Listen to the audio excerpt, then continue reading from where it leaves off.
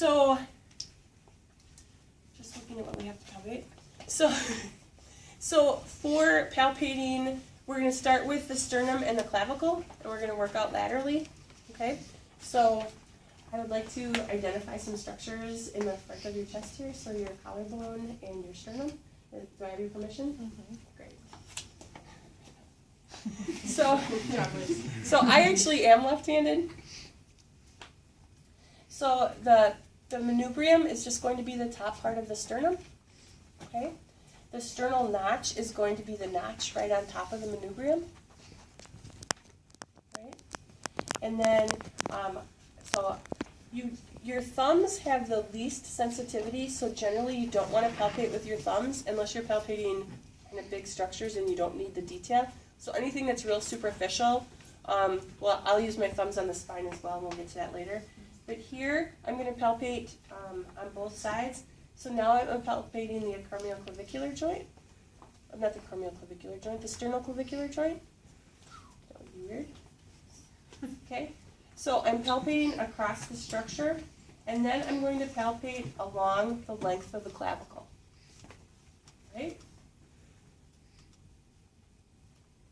I'm going to come out.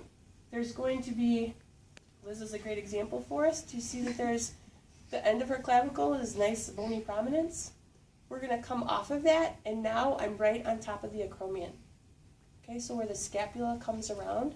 So that's going to be her acromioclavicular joint. Okay? Now for the acromion, I want you to appreciate the size of the acromion.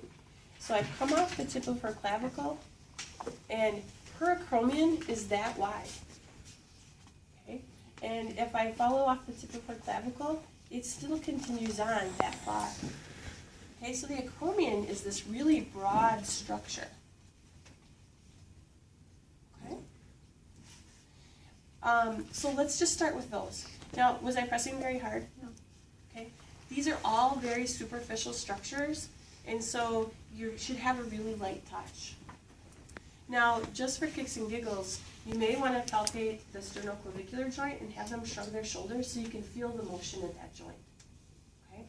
Now, you can palpate all of those structures from behind as well, but I typically wouldn't do that when I'm first starting to palpate with a patient because I want to be in front so that they can see what I'm doing.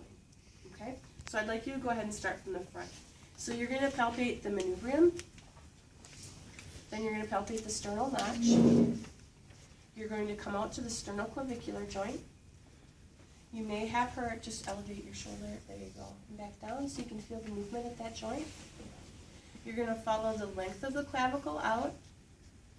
You're going to come out to the end of the clavicle, and here we have the acromioclavicular joint. You're going to come off the clavicle, and you're going to be on this really big shelf. Okay? And that's the acromion. So you're going to feel around the acromion and appreciate that size of it. Okay? So let's go ahead and do that. Thank you.